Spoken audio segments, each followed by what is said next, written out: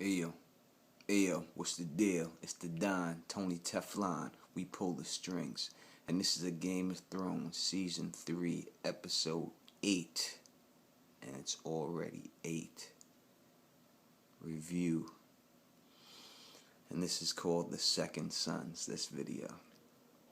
This episode. Well, this is a very hard one to give a review on. I could just give you a recap of everything that happened, but you watched it. You should have watched it. Usually that's what happens. So you know that. So I don't want to do that.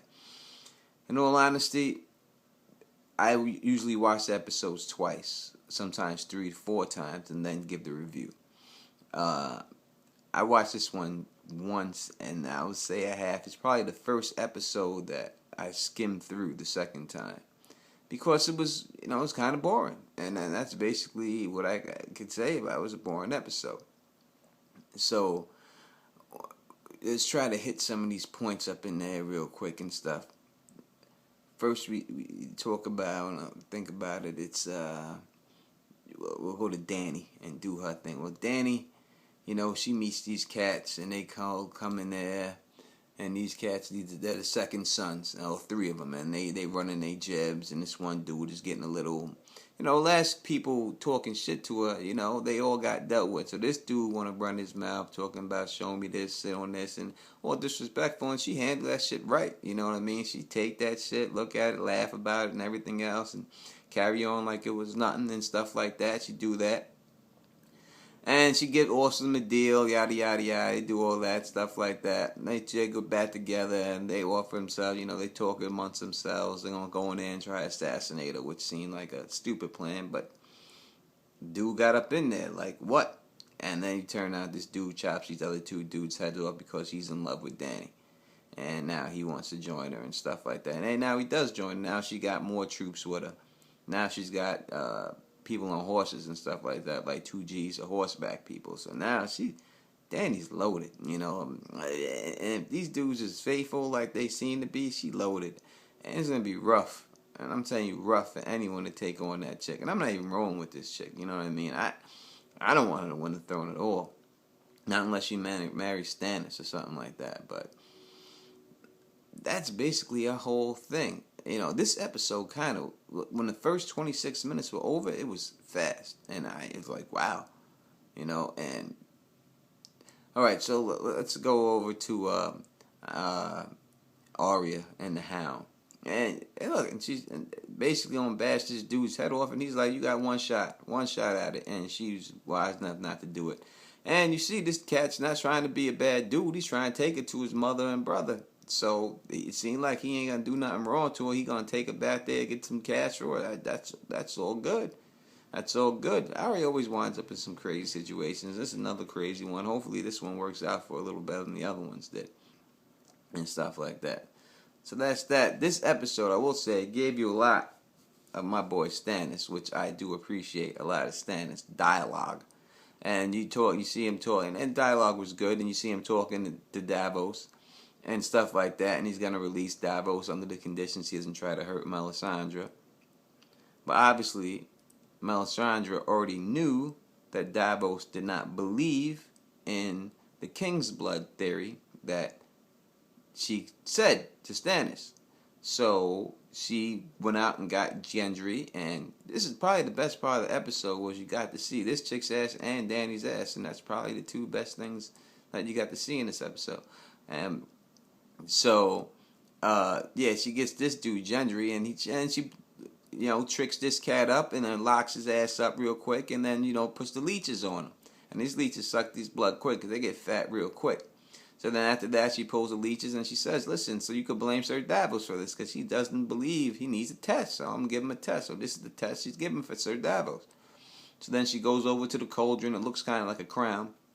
And it's fire. And Stannis takes the leeches and he throws them in there, and he says the names of, think about it, it's the 3 kings left besides himself, was the Water 5 kings. So the remaining 3 kings, he said their names: Robb Stark first, and then Joffrey, and Balon Greyjoy, and then Joffrey.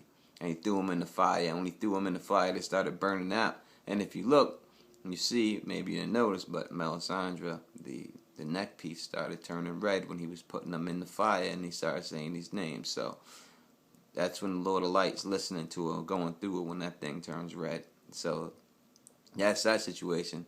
That's what happened there. So this is some type of test. We'll see what happens with the test, or the leech test, or whatever. So they're doing that. So I guess the test means they're not going to kill Gendry, at least not at this point, because they got to see if the test works, I guess. So they're doing a test for that leech test. And, you get a lot of Stannis, good Stannis, the way he talks like Stannis, he's, and that's it. And gets his boy back on his side, which is good for Stannis, and he's got the leeches and stuff like that. And that's basically all I could say about my favorite character that went down with him. But, you could see probably how stern Stannis is and how he has to. And it said what he's seen in the flames. It said he's seen snow, a war in the snow when he looked in the flames. He's seen war in the snow, and he has to save the realm, or the realm will fall into darkness, and that's what he's seen in the flame. So what could that be? I don't know, or I do know, but I can't tell you. So I don't know. Let's see what else happened there. Nothing else happens there. You get the big wedding scene, which I was glad they didn't show the whole damn ceremony. I was like, oh my God, they're really going to show the ceremony, and they chopped it. And you get the best part of Tyrion, the Tyrion I like, the drunk Tyrion, the way he should be all the time back. And then he, Joffrey trying to be busybody, trying to be the king, and then Tyrion put the dagger right to the table and was like, son, you will be hitting your chick with the Pinocchio nose if you fuck around with me. And I'm not playing with you. And then I guess he didn't realize he's in front of all these people threatening the king. And then he laughs it off. His dad gets him out of it, and he laughs it off. And then I think he kind of exaggerated how drunk he was on the walk out and stuff like that, making fun of himself to make Joffrey feel bigger.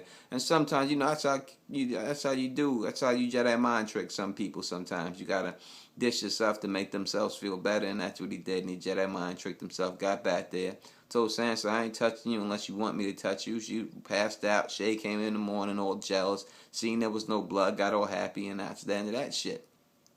Only thing I got from there is that I guess Olenna, the Queen of Thorns, I like to call her, bent the knee to Tywin. I didn't think she did in the other episode by breaking it, but she must have, because this dude's ready to marry Cersei too. So I guess she bent the knee and she succumbed to it, and that's it. That was that. So I thought she won that war, or was going to start a war with her, but she just down with it, and that's that. And then you see, Cersei. Cersei's like a dude, man. She ain't fucking around. She don't want no faggot ass Loras. Sorry, I don't mean that like in a bad way against gay people or anything like that when I say that word. I mean it in an acting way. Like sometimes I think people act certain ways. And if you act certain ways, and I think you can be cool, and I think that, he acts that way. So I don't have anything against gay people or anything like that. But you know what I'm saying, right? Jeez, don't get politicized or going politically correct on this shit with me real quick. I'm saying in his feminine ways, he acts femininely, all right? Is that better? So Loras in his feminine ways, she like a warrior. She wants someone rugged. That's why she likes Robert and them, she likes a warrior. She don't want no dude like that. And she told Marjorie, she told the Rains of Castamere, know it, learn it, because it could happen to you. And if you try to say you my sister, you get strangled. Period. Point blank in your sleep. And let her know the deal. So that's how Cersei gets down. This dude, Loras, tried to talk to him. She was like, I don't care what your father had to say. No one cares. And just walked away. And that's that.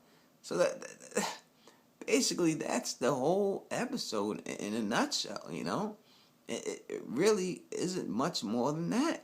And I guess it's just setting up for these last two episodes, which I think it won't want a new one don't come on next week because of the holiday. I think we have to wait 2 weeks to get to the 9.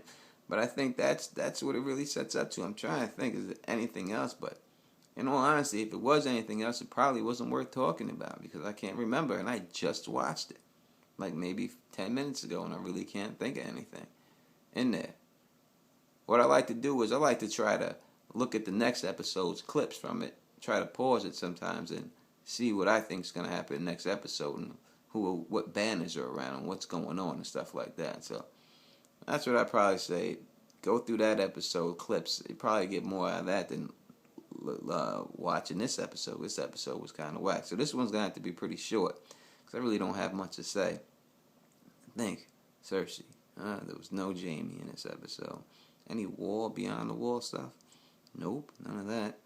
Anything else happen over there? Jon Snow? Nope. Sam. Yes, Sam. Look, Sam, what can I say? I called him Porky Pig last week, yes. And he still is. But I gotta say, the White Walker tried to run him down, grabbed that sword that was hot, and turned that sword to nothing. Just vaporized it. Threw this dude with one arm, hit him, knocked him. He's a big boy. He knocked him feet. But this dude didn't run. He grabbed the obsidian dagger, stabbed him in the back, and it seems like the obsidian dagger, it don't matter what you hit him with, they're gone. I probably get him in the pinky toe, they're gone.